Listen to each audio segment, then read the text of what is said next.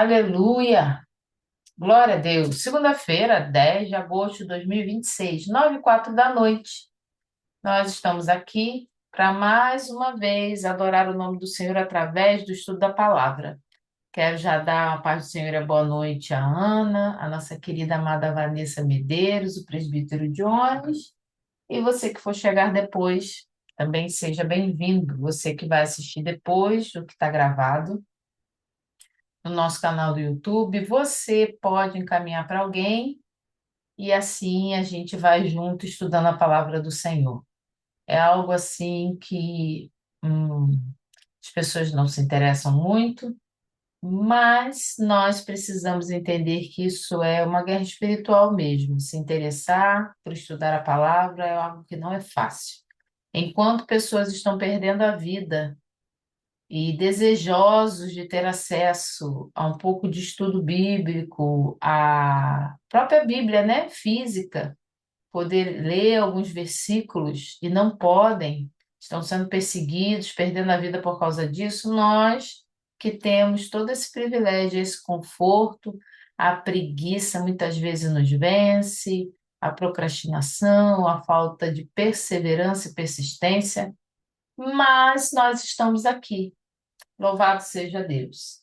Prepara aí, abra sua Bíblia no Evangelho de Lucas, o capítulo é o 12. Estamos falando sobre o evento mais importante da história de toda a humanidade, o nascimento do Salvador. Vamos orar?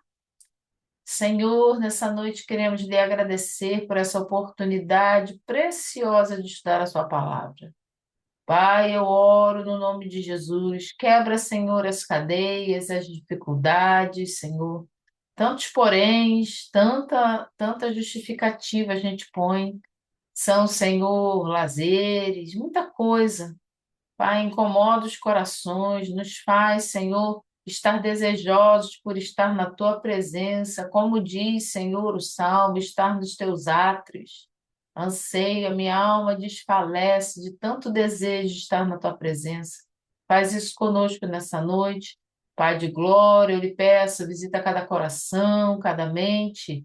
Traz a nós o entendimento que o Salvador veio e por causa disso nós temos esperança.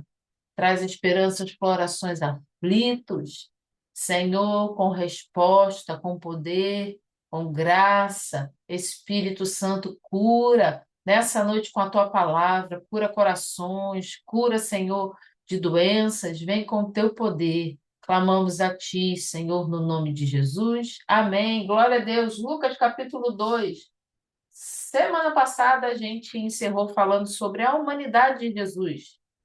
Falamos bastante e demos alguns itens, né, que comprovam a humanidade de Jesus. Jesus foi um ser humano, de verdade. Por que que a gente falou muito sobre isso? Porque existem alguns entendimentos aí que pensam que Jesus não foi um ser humano, como alguns entendimentos pensam que Jesus não é Deus, não é divino. E nós vimos sobre isso na semana passada. Você que não pôde estar, depois vai lá no nosso canal e dá uma assistida lá, é muito importante. Como base de fé, a gente precisa ter entendimento sobre isso. Então, nós estamos ainda em Lucas capítulo 2, vamos ler o verso 6 e 7, que é específico sobre o nascimento de Jesus, que diz o seguinte: enquanto estavam lá, chegou o tempo de nascer o bebê. E ela deu à luz ao seu primogênito, envolveu em panos e colocou numa manjedoura, porque não havia lugar para eles na hospedaria.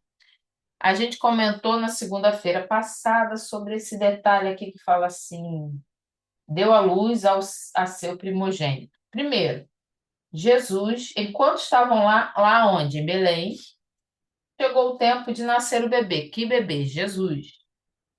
E essa criança, ela nasce de uma forma, é o Filho de Deus, é todo-poderoso, mas ele nasce de uma forma normal, nasce do ventre de uma mulher. Ele não é concebido de uma forma normal, mas ele nasce de uma forma normal. Então, temos um bebê. O nosso Deus se fez carne, habitou entre nós, nasceu como uma criança, foi envolto em panos, como um ser humano. para muitas religiões, para muitas não, acho que para todas as religiões, exceto a cristã, é entender que Deus se fez carne, habitou entre nós, se fez ser humano, teve, né, foi gerado no ventre de uma mulher, tudo isso é coisa de inconcebível, não é nem de doido, é coisa inconcebível, incabível, é algo assim, até uma blasfêmia para eles. O que para nós é esperança, é milagre, é poder, é cumprimento de promessa, para as outras religiões não tem base nenhuma e é blasfêmia para muitas delas, ou para todas elas, né? Quando a gente vê aqui versículo 6, o 7 diz assim: E ela deu à luz a seu primogênito. Então, eu deixei no ar na semana passada sobre esse negócio do primogênito. Lucas aqui fala que Maria deu à luz ao seu primogênito. Se Jesus fosse filho único, não teria muita necessidade de dizer primogênito, tá? Apesar de, por vezes, o próprio pai referir a Jesus como seu primogênito.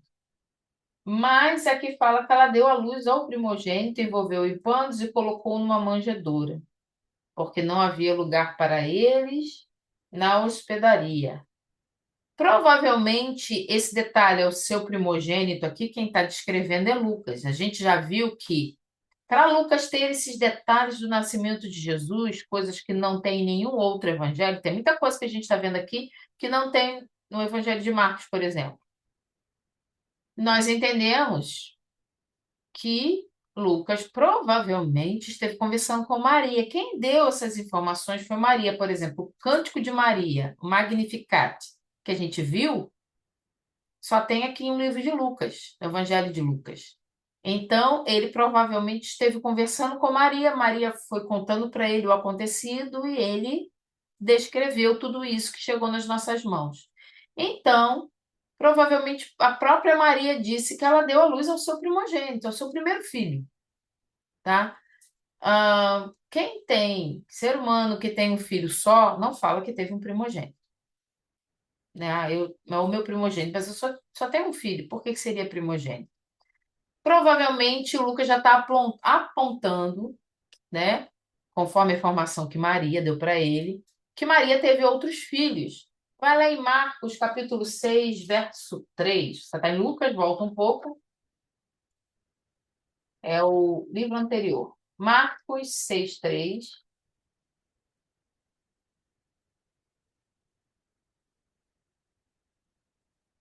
Diz o seguinte: Não é este o carpinteiro, filho de Maria e irmão de Tiago, José, Judas e Simão? Não estão aqui conosco as suas irmãs? E ficavam escandalizados por causa dele. Esse versículo aqui nos dá claramente que Jesus tinha irmãos e irmãs. Por que isso é importante? Primeiro, nós, protestantes, não entendemos Maria como uma virgem perpétua. O que é isso? Ficou para sempre virgem. Ela era virgem até o nascimento de Jesus. Ela foi concebida, né, pelo poder do Espírito Santo, sem contato com o homem, ficou grávida, Jesus nasceu. A partir daí, depois do nascimento de Jesus, José teve uma vida de casado com Maria. E ela concebeu e deu à luz a outros filhos de forma natural. Tanto que o versículo dá até nomes aqui, tá? Fala que Fala aqui, ó, não é este o carpinteiro, filho de Maria, irmão de Tiago. Inclusive, a epístola de Tiago que você tem na sua Bíblia, quem escreveu foi o irmão de Jesus, tá? José, Judas e Simão não estão aqui conosco as suas irmãs e ficavam escandalizados por causa dele. Então ele tinha irmãos e irmãs. A Igreja Católica entende que essa tradução de irmão pode também ser primo. E realmente essa palavra algumas vezes é usada para primo, mas não cabe no contexto, porque Aqui estão falando, ó, capítulo 6 de Marcos, diz assim, o título da minha Bíblia fala assim, um profeta sem honra. Jesus saiu dali e foi para sua cidade acompanhado dos seus discípulos. Quando chegou o sábado, começou a ensinar na sinagoga, e muitos dos que ouviam ficavam admirados. De onde lhes vem, de onde lhe vêm estas coisas? Perguntavam eles. Que sabedoria é esta que lhe foi dada? E estes milagres que ele faz? Estão questionando quem é esse aí que está falando, quem é esse homem aí, de onde vem esses milagres, quem é ele? Aí alguém vira e fala assim: então, não é esse o carpinteiro, filho de José, filho de Maria, que tem os irmãos Tiago, e tem o irmão José, o Judas e o Simão? Não tem as irmãs dele? Não tem sentido ali ficar falando sobre primo. Está falando sobre a mãe de Jesus e falando que Jesus era o carpinteiro. Ainda assim, né, é uma palavra que pode ser usada para a tradução de primo? Pode. Mas para também a gente manter essa ideia de que Jesus não teve irmãos, a gente precisava encontrar versículos bíblicos que te dessem base para que Maria só tivesse tido Jesus como filha. A gente não consegue encontrar versículo algum na Bíblia. A gente não consegue encontrar versículo algum na Bíblia que diz que Maria ficou perpetuamente virgem, que é a virgindade perpétua de Maria, que a Igreja Católica crê.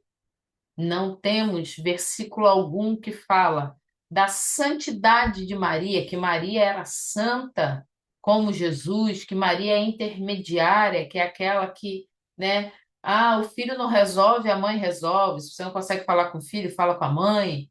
Coisas assim que nós não encontramos na Bíblia.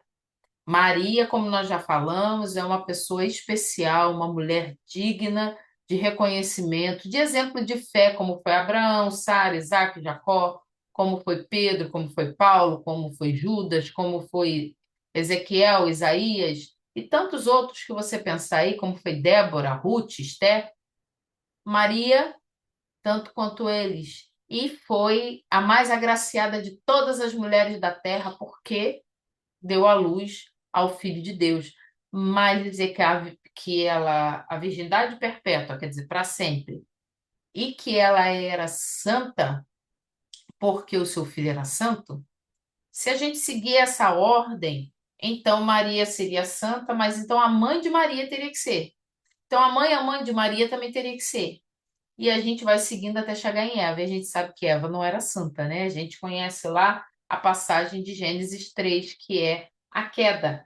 Então nós entendemos que Jesus teve irmãos da parte de Maria. Maria teve filhos. Volta lá para Lucas, ao invés de você ir para o capítulo 2, por favor, vá para o capítulo 8.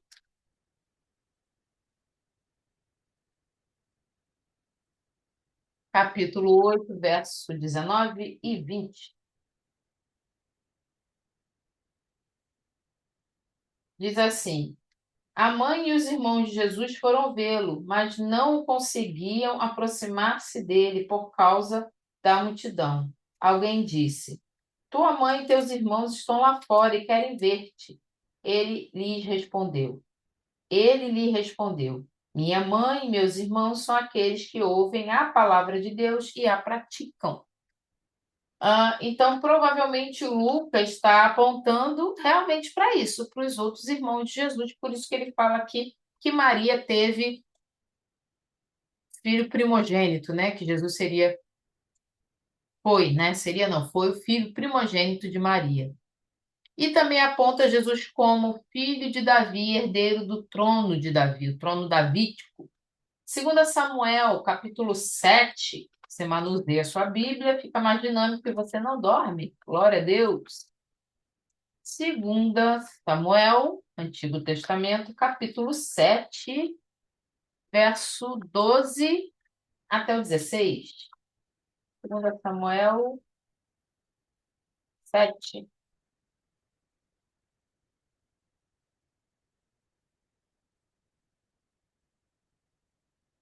12 até o 16, diz assim: quando a sua vida chegar ao fim e você descansar com seus antepassados, Escolherei um dos seus filhos para sucedê-lo, um fruto do seu próprio corpo, e eu estabelecerei o reino dele. Será ele quem construirá um templo em honra ao meu nome, e eu firmarei o trono dele para sempre. Eu serei seu pai, ele será meu filho. Quando ele cometer algum erro, eu o punirei com o castigo dos homens, com os açoites aplicados por homens.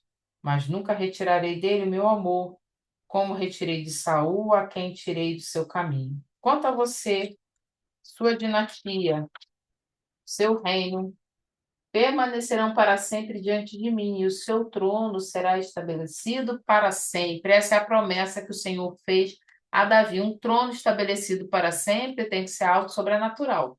Não tem como um trono e uma descendência real permanecer para sempre, né? A gente sabe disso. Então, Maria, sim, ela vai envolver o bebezinho em faixas, como se fazia naquela época, e Jesus fica semelhante a qualquer outro bebê, outra criança. Volta lá para Lucas 2. Vamos ler o verso 8 até o 14, por favor. Lucas 2, do verso 8 em diante, diz assim: Havia pastores que estavam nos campos próximos e durante a noite tomavam conta de seus rebanhos.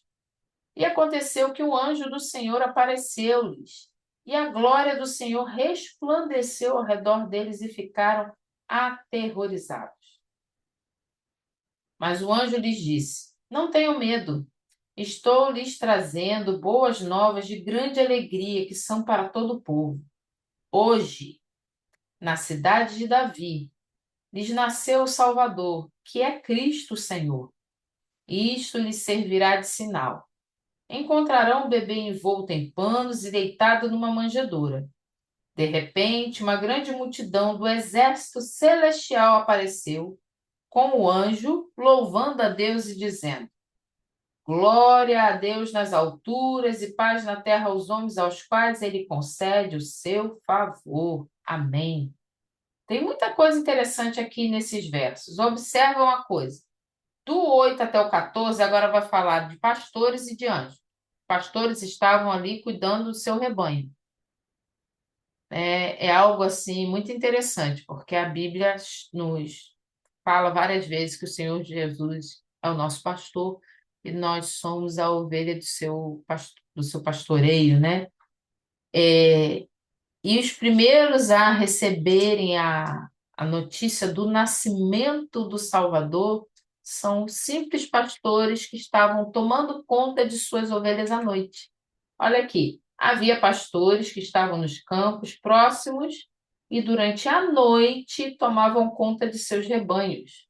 Eles estavam ali fazendo um trabalho cotidiano deles, né? E tomando conta das suas ovelhas à noite. Deus resolve mostrar o evento, anunciar o evento mais importante da humanidade para pessoas simples. A gente vai ver muito isso no livro de Lucas.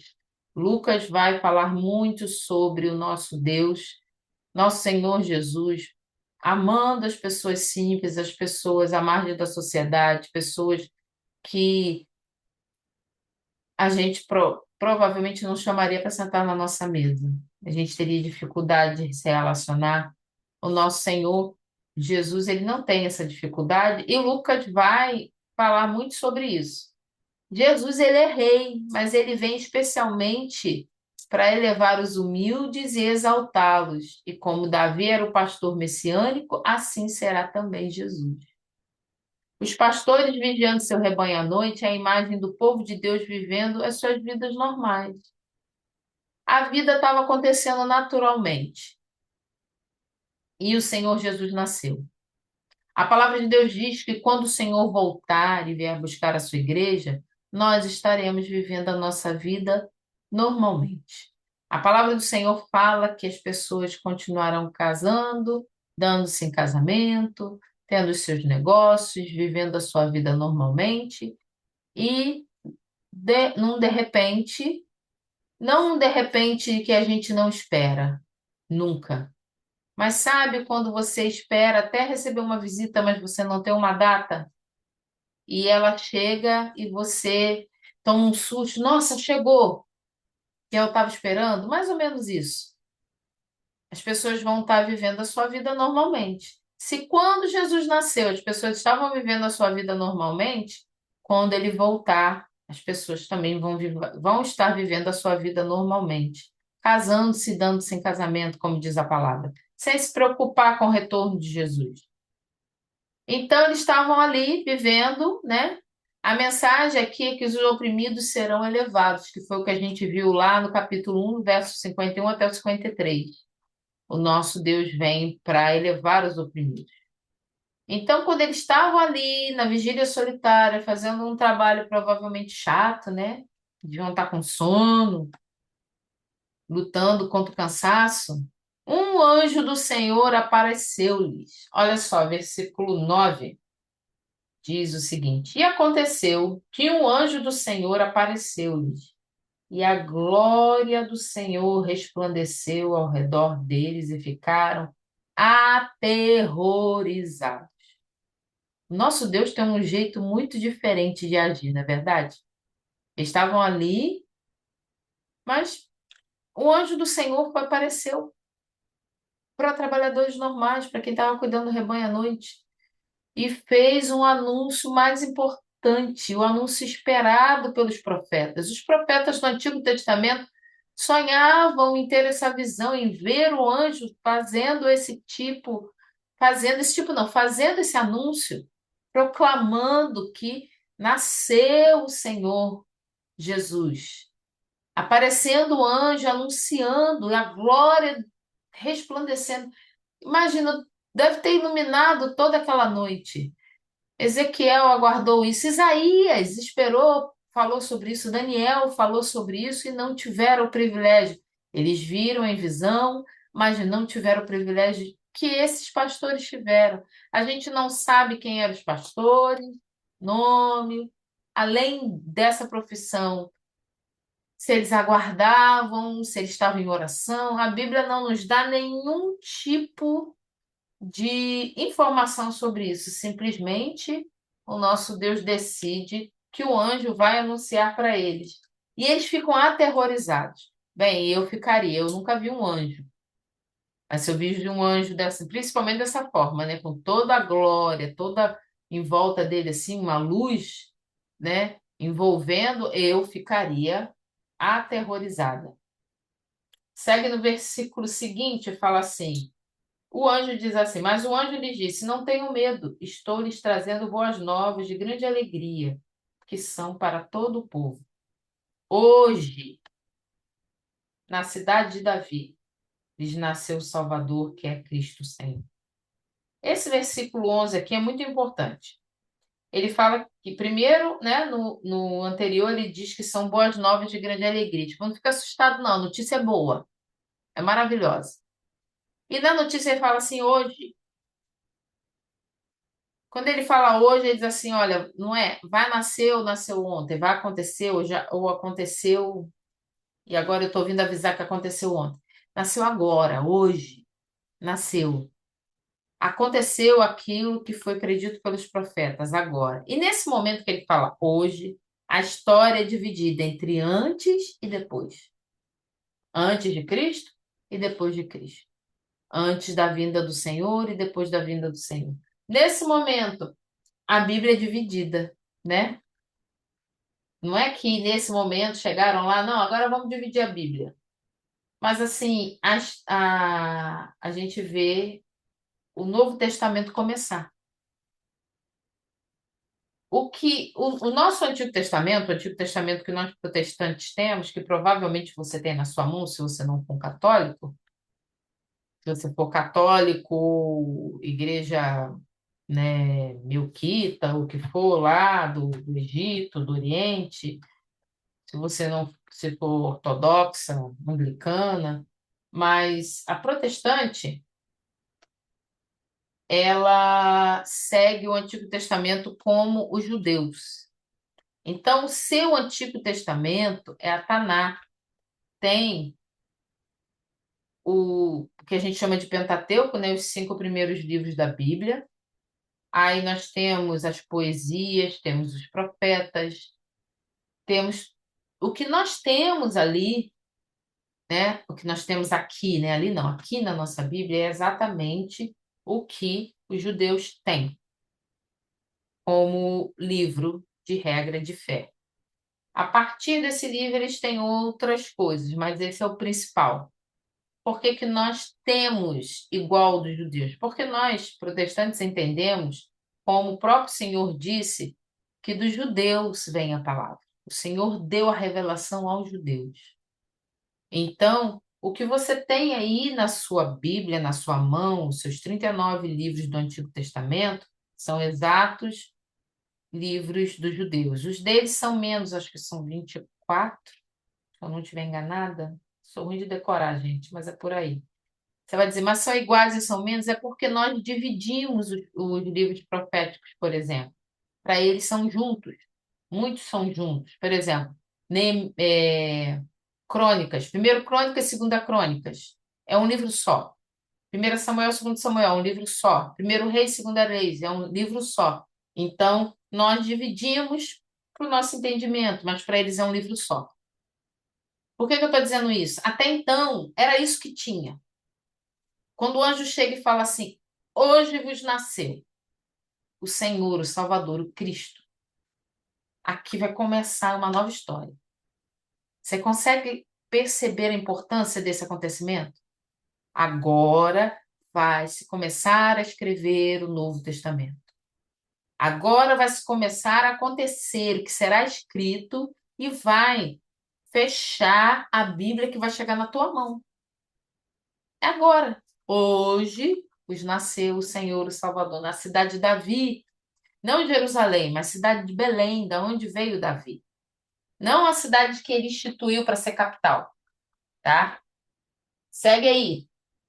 Fala assim: hoje, na cidade de Davi, que é Belém, lhes nasceu o Salvador, que é Cristo Senhor. Vamos falar sobre esses pontos aqui. Primeira coisa, eu pulei aqui sobre a glória. Aqui falou anteriormente que a glória do Senhor, fala assim, ó, no versículo 9: aconteceu que o anjo do Senhor apareceu e a glória do Senhor resplandeceu ao redor deles. A glória que estava em volta dos anjos era a glória do Senhor, que a gente também chama e conhece como Shekinah, que desceu sobre o povo lá no Êxodo, no Sinai, no Monte Sinai, né? Quando o monte treme lá em Êxodo 19, acho que é Êxodo 19, e no tabernáculo, porque fala que a glória do Senhor estava ali no tabernáculo. Quando a nuvem se movia, o povo se movia, a glória do Senhor estava sempre ali no tabernáculo, era Shekinah. Então, toda essa glória que estava em volta do anjo, não é que o anjo tem uma glória, o anjo é poderoso, era a glória de Deus. Agora, voltando aqui, né, que eu dei uma atrasada, que eu havia pulado sobre a glória, nós vamos falar aqui sobre algumas coisas importantes que eu quero que a gente aprenda. Diz aqui que na cidade de Davi nasceu aquele que é o Salvador. Primeira palavra aqui, Salvador. O que que é Salvador? É aquele que vem nos salvar dos nossos pecados. É aquele que libertará o povo dos seus pecados. O nosso Senhor Jesus, ele é Salvador. Em uma frase, o anjo dá três títulos a Jesus. Olha, observa na sua Bíblia. Ele fala assim, ó: hoje, na cidade de Davi, o hoje aí muda a história, né? Começa a se escrever o Novo Testamento. Na cidade de Davi, aonde? Belém. Lhes nasceu o Salvador, Cristo Senhor. Então, nós temos três títulos que o anjo dá a Jesus. Ele é Senhor, ele é Salvador, ele é Cristo e ele é Senhor. Salvador é aquele que nos salva dos nossos pecados. Nós aqui já falamos algumas vezes sobre pecado. Se eu não me engano, nós falamos bastante sobre pecado quando a gente estudou o Evangelho de João. É bem provável. Muito difícil estudar o Evangelho de João e não falar sobre pecado, né? O pecado, ele nos escraviza. Nós somos escravos do pecado. O Senhor Jesus veio e nos salvou da escravidão do pecado. Ele nos tira do poder do pecado. Ele nos salva da condenação. Por isso ele é Salvador, tá? Ele é aquele que libertará o povo de seus pecados. Esse Salvador, ele também é Cristo e Senhor. Quanto Messias, como Senhor cósmico de todos. Eu gosto desse cósmico. É tudo. É o que a gente. Você consegue dar asas para o seu pensamento e imaginar que esse Senhor é Senhor de todo o cosmos. Esse Salvador é Salvador de tudo. Porque a palavra de Deus afirma que quando acontece o pecado, a criação sofre.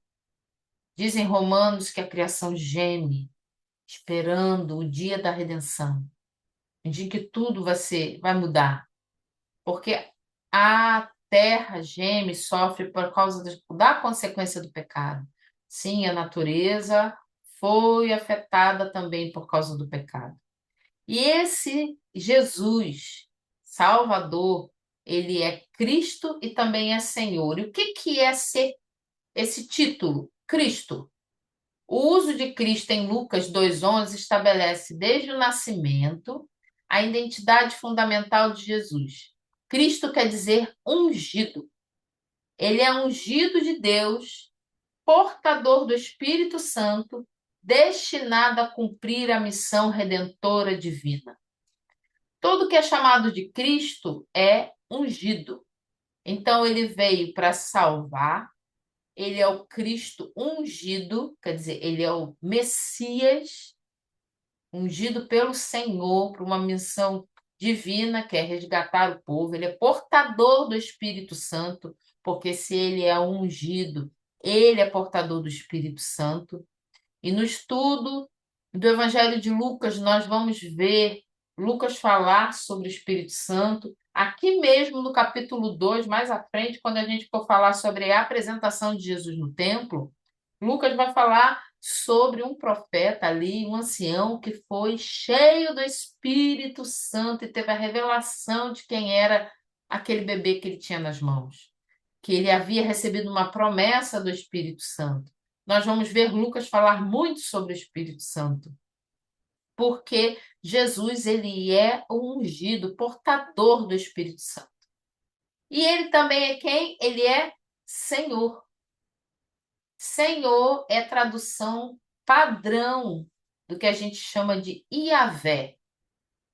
Iavé é o principal nome de Deus no hebraico. Na realidade, não é bem Iavé, porque em hebraico não existe vogal, só existe consoante.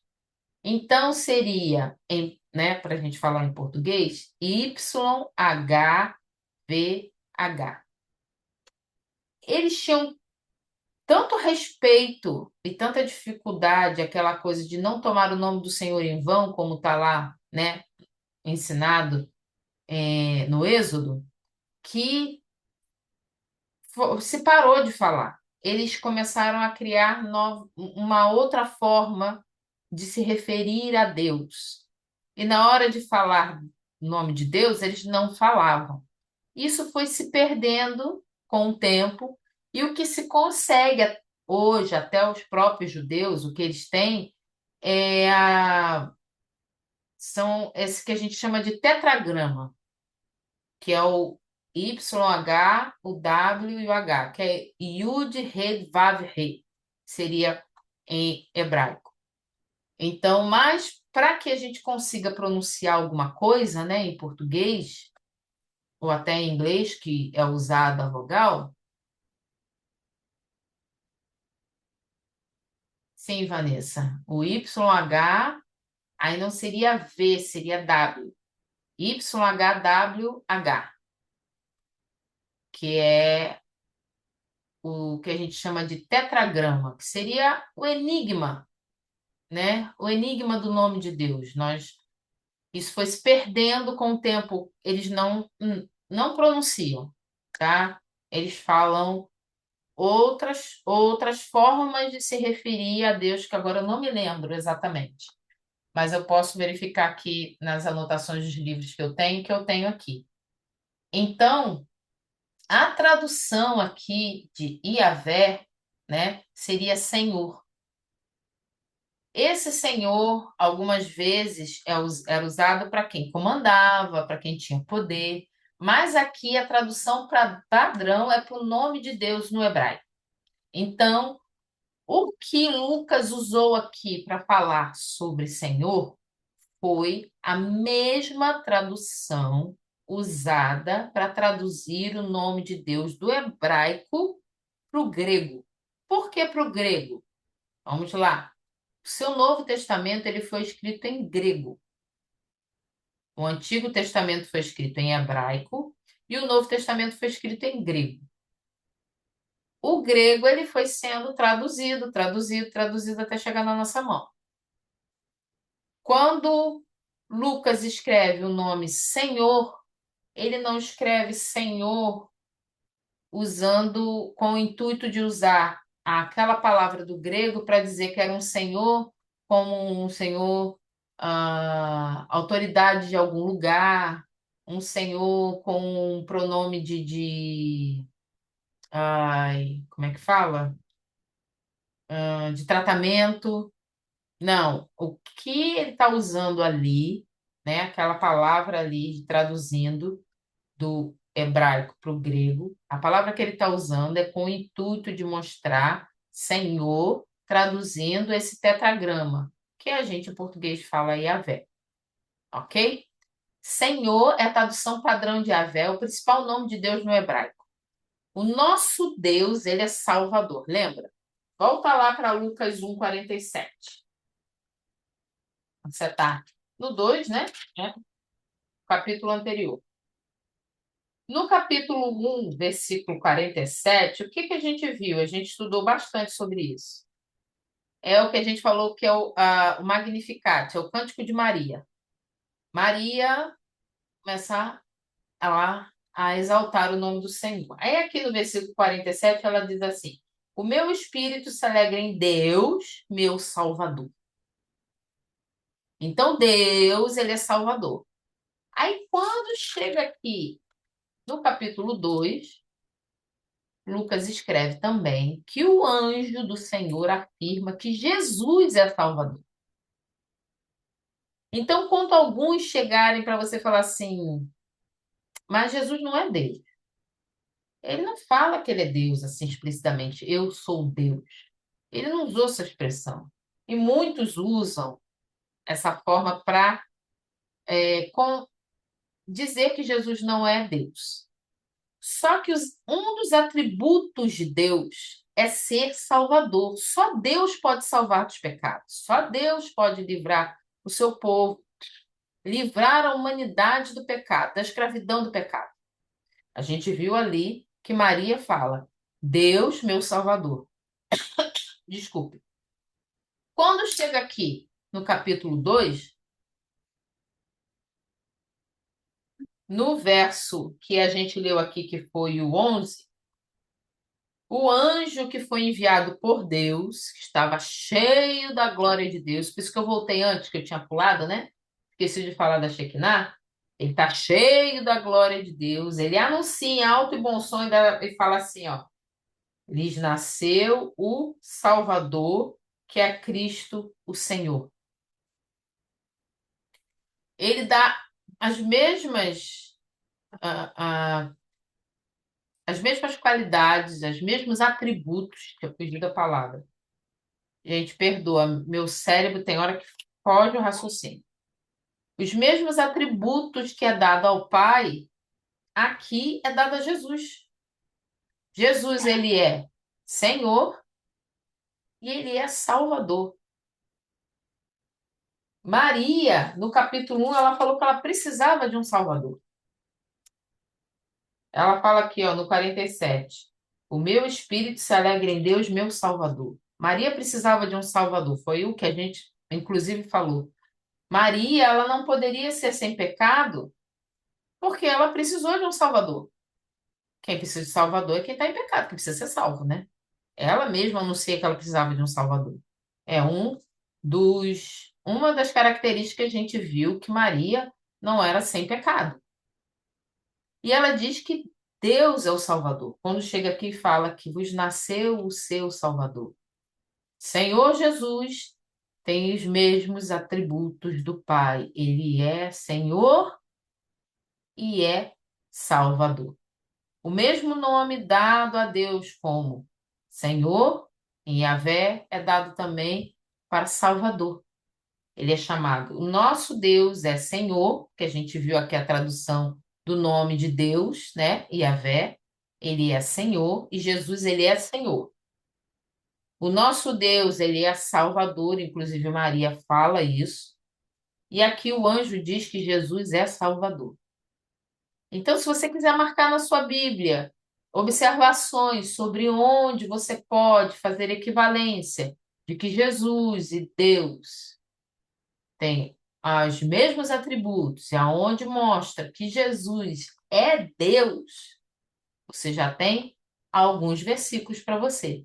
Você tem Lucas capítulo 1, verso 47, né, que eu falei isso. Verso 47 fala sobre Deus Salvador. Você pode anotar a equivalência em Lucas 2, verso 11, onde fala que Jesus é Salvador. São características importantes, porque, como a gente falou na semana passada, que nós temos visto de ataque a, a todo o projeto, todo o projeto, todo a missão, né? Todo o messianado de Jesus, ele como Messias, a gente tem visto tanto ataque, seja ou diz que ele não foi um ser humano, ou fala que ele não foi Deus, fala um monte de coisa para poder atacar.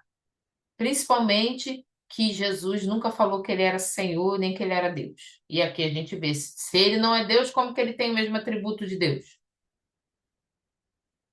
Então, a gente já começa aqui. O que que você está vendo aqui?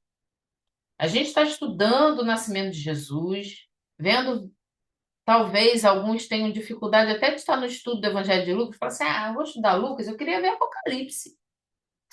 Eu queria estudar Isaías, Ezequiel, ver aqueles anjos com um monte de olho, roda dentro de roda e tal. Mas a gente não consegue, nós precisamos aprender, porque a gente não sabe nem os atributos que equiparam o Pai, o Filho e o Espírito Santo. A gente não consegue entender que nós cremos num Deus triuno, numa trindade que é Pai, Filho e Espírito Santo, que é um só Deus. São três pessoas, mas é um único Deus. Aqui nós estamos vendo duas pessoas da Trindade em, aqui no Evangelho de Lucas mostrados de forma distinta e separados, mas que têm os mesmos atributos. Nós estamos conseguindo estudar um pouco da Trindade aqui, só em estudar o nascimento de Jesus. Então, não dá para a gente aprender fórmula, né, de ciência espacial se a gente tem dificuldade ainda com a soma, a subtração e divisão, né? Então, vamos lá. Nosso Senhor, nosso Salvador, ele é o Cristo. Ele é o Cristo, a gente viu. Cristo ungido, falamos sobre o Espírito Santo. Olha, Trindade, né? O ungido, aquele que tem o Espírito Santo, que é o portador do Espírito Santo.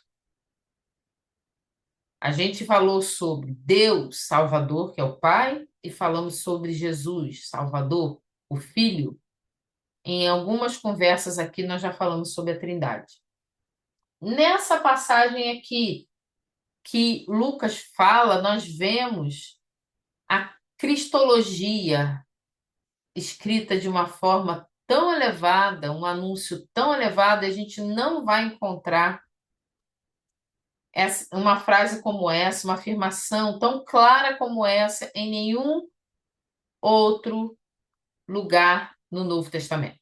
A gente não vai achar. Em nenhum outro lugar no Novo Testamento falando da forma que está aqui. Jesus Cristo, que é Salvador, é Cristo e Senhor. A gente fala Jesus Cristo, né? Mas Cristo não é sobrenome. A gente viu que é um título. Jesus é um nome que o próprio Pai escolheu, lembra?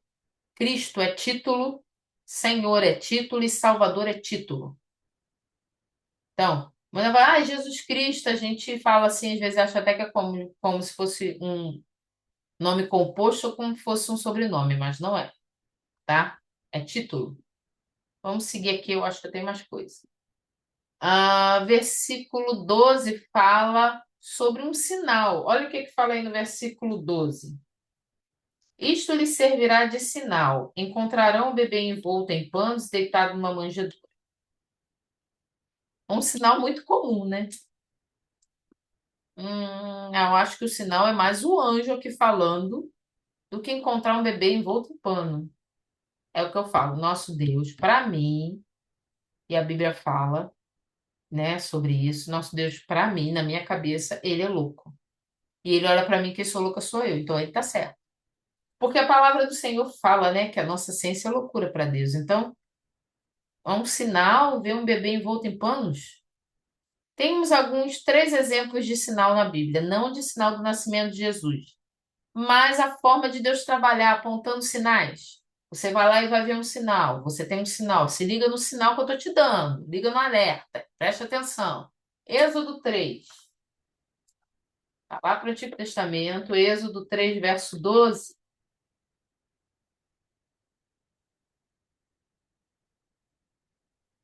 Capítulo 3 de Êxodo é quando Moisés vê a sarça pegando fogo.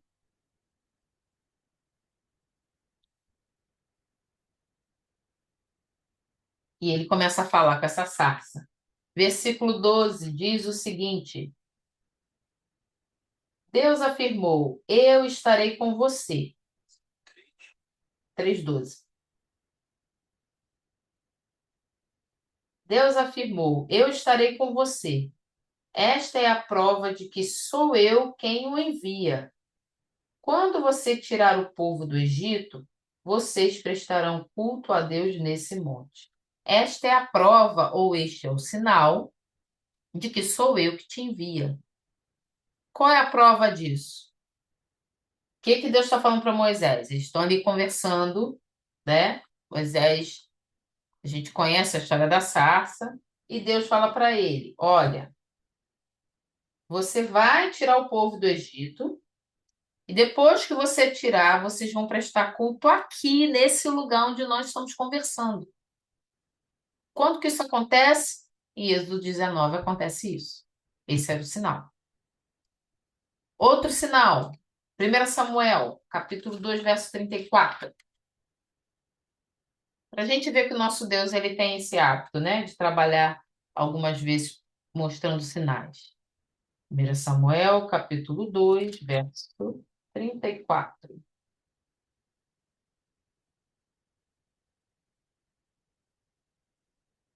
E o que acontecer a seus dois filhos, Ofni e Finéias, será um sinal para você.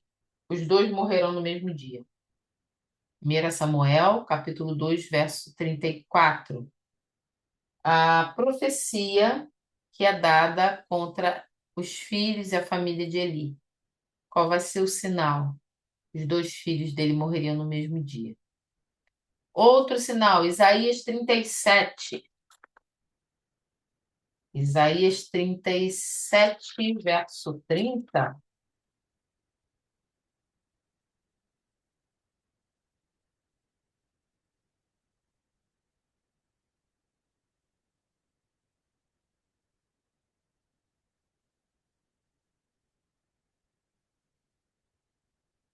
A você, Ezequias, darei este sinal. Neste ano vocês comerão do que crescer por si, e no próximo o que daquilo brotar. Mas no terceiro ano semeiem e colham, plantem vinhas e comam o seu fruto. Aqui está falando sobre a queda de Senaqueribe, a queda de um rei. O Senhor fala assim: ó, eu vou te dar um sinal do que vai acontecer. Vai acontecer uma coisa, essa coisa que vai acontecer aqui, que você vai viver, é um sinal de que algo mais na frente vai estar se aproximando, né? De alguma coisa que o Senhor falou está se aproximando. Aqui, o sinal era um menino envolto em panos, enrolado em panos. Volta lá. Lucas capítulo 2. Correção, tem tempo. Volta aí, 2, verso 13 e 14, para a gente conseguir encerrar o 13 e o 14. Diz assim: De repente, uma grande multidão do exército celestial apareceu com o anjo, louvando a Deus e dizendo. O anjo aparece, envolto na glória, cheio da glória de Deus, dá o anúncio: hoje, na cidade de Davi, vos nasceu o Senhor, Cristo Salvador. E naquele momento que o anjo está falando, aparece uma grande multidão do exército celestial. Quem viu tudo isso não foi autoridade romana, não foram sacerdotes no templo, não foi o sumo sacerdote, não foram levitas, foram pastores que estavam cuidando das suas ovelhas à noite. Nosso Deus tem um jeito bem diferente de agir. Essa hoste celestial, em algumas traduções, a minha tá exército, eu prefiro exército celestial, né? Exército do céu, é o mesmo que é citado como o exército do céu que cerca o nosso Deus para adoração. Pensa, o exército que cercava Deus para adoração, agora está ali cantando e adorando, mais um indício de que Jesus é Deus. Porque o mesmo exército que adorava ao Deus Pai, agora está ali adorando e louvando o nascimento do nosso Senhor Jesus Cristo. Vai lá para 1 Reis 22, 19. A Vanessa falou que está milícia celestial. Milícia também pode ser traduzida como exército, né? Milícia é como uma tropa, vários preparados. 1 Reis 22, 19. Milícia também tem o mesmo sentido, de exército ou de hoste celestial. 22, 19.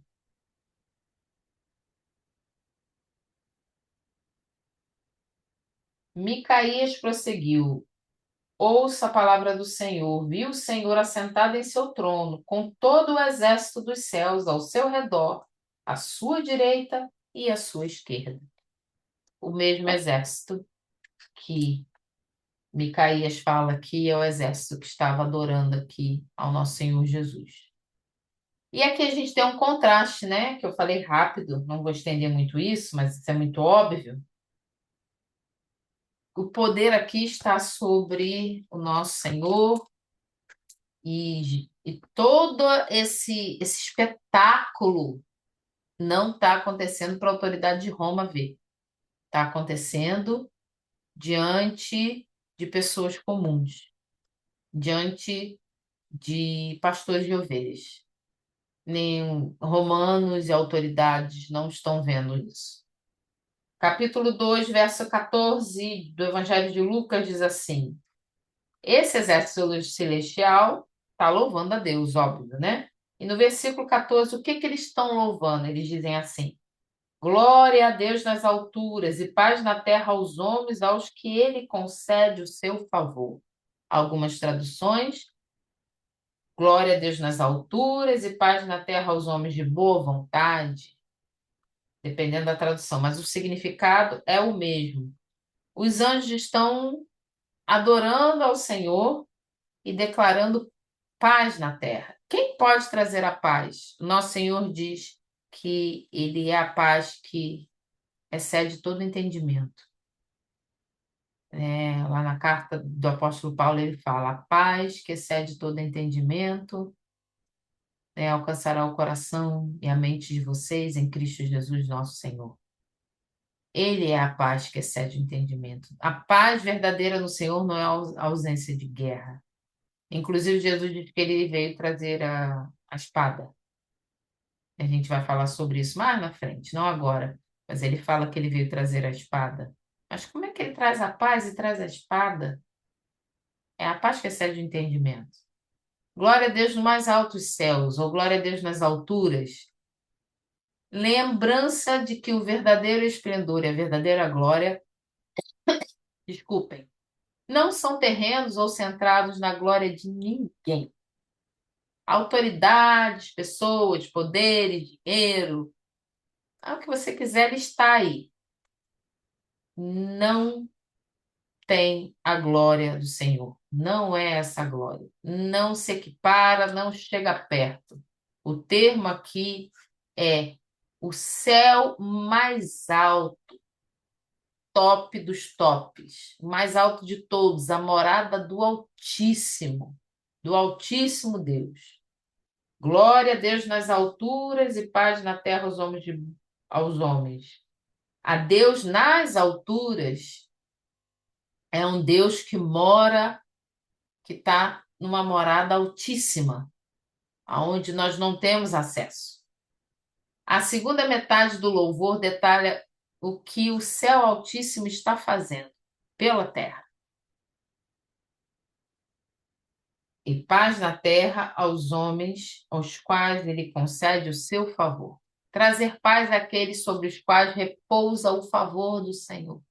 Sobre nós repousa o favor do Senhor. Sobre nós que temos Jesus como Senhor e Salvador, repousa o favor do Senhor. Todos os dias, repousa o favor dele sobre nós. Essa não é uma mentira, não é falso. O céu proclama isso. Os anjos, as hostes celestiais, as milícias celestiais, o exército celestial, falam em alto e bom som. Nós somos favorecidos. Jesus não veio parecido com um anjo, nem se fez forma de anjo, e nem de nenhum ser celestial. Porque além de anjos, existem outros seres celestiais. Não veio, ele veio como ser humano. A palavra de Deus que ele se fez carne, carne de verdade. Não só mais ou menos ou parecido, ele se fez carne. E essa paz aqui, ele concede para todos nós que temos ele como Senhor e Salvador. Aqui nós temos as bênçãos messiânicas para os seguidores de Cristo que flui através das narrativas da infância. Essa narrativa da infância a gente viu que não é como que Jesus era, se ele brincava de bola, bola de gude, quantos anos ele começou a falar. Não, a narrativa da infância que a gente tem é essa aqui, a apresentação de Jesus no templo, que a gente vai ver na próxima segunda-feira, a circuncisão, a apresentação de Jesus e quando ele fica lá no templo, quando ele está com 12 anos. É o que a gente tem de informação da infância de Jesus. Qualquer coisa extra disso não é bíblico, tá? Você vai achar aí na internet umas histórias bem malucas. O evangelho da infância de Jesus, por exemplo, existe? Existe. É verdadeiro? Não, né? Não é. A gente pode escrever um livro e botar que é a infância de Jesus, e foi o que fizeram. O Evangelho da infância de Jesus, escreveram, está por aí. Entendeu? Então, você vai encontrar umas maluquices. Mas, além do que nós temos aqui, nós não temos mais informações sobre a infância de Jesus. Na segunda-feira que vem, nós vamos encerrar esse pedaço aqui, né? Vamos ler do 15 até o 20. Os anjos deixam os pastores vão, vão atrás do bebê, né? Afinal de contas, o sinal, lembra do sinal? Eles vão lá, vão confirmar aquilo que o anjo falou.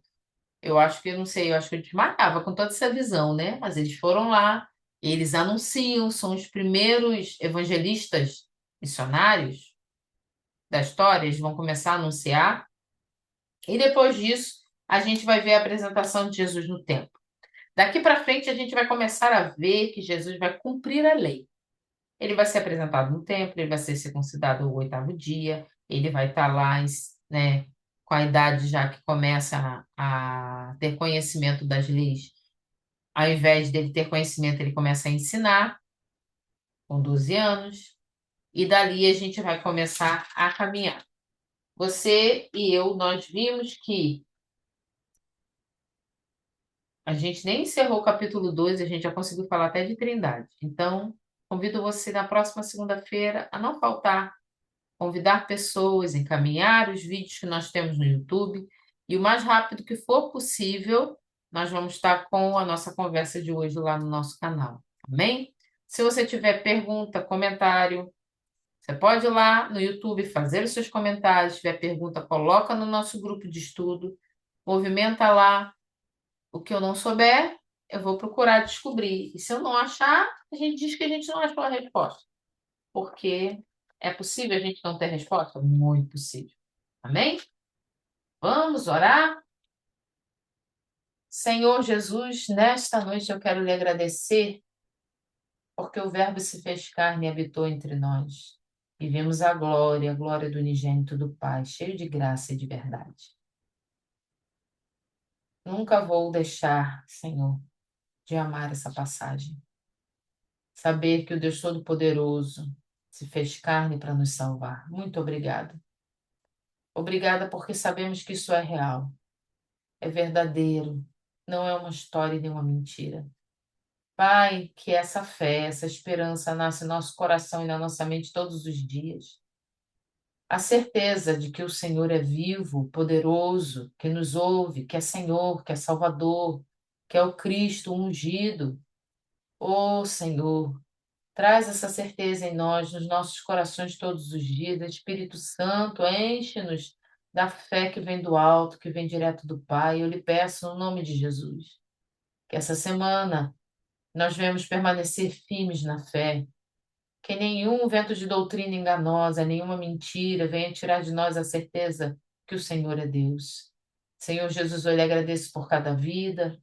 Pai, em nome de Jesus, sara os corações nessa noite, aqueles, Senhor, que estão aguardando por respostas, desesperado por um milagre. Pai, o Senhor enviou o seu Filho, isso é o maior milagre da humanidade. O que é impossível para ti, diz aqui no Evangelho de Lucas. O que é impossível para Deus? Nada é impossível para ti, Senhor, diz a tua palavra. Vai, Senhor, na necessidade, no milagre de cada um e glorifica o teu nome nessa situação, eu lhe peço. E já te agradeço. No nome de Jesus, amém. Gente, muito obrigada. Aleluia. Eu quero aqui, não quer parar. Aqui. Agradecer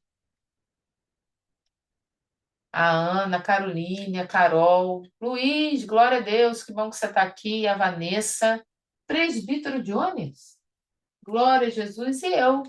Gente, muito obrigada. O Senhor renova as forças de vocês. Bom descanso. Bom descanso. Muito, muito, muito obrigada, Pai do Senhor Luiz. Muito obrigada, Caroline e Carol. Amamos vocês. Vem ver a gente logo, por favor. Vem nos dar um abraço. Fica com Jesus. Deus abençoe.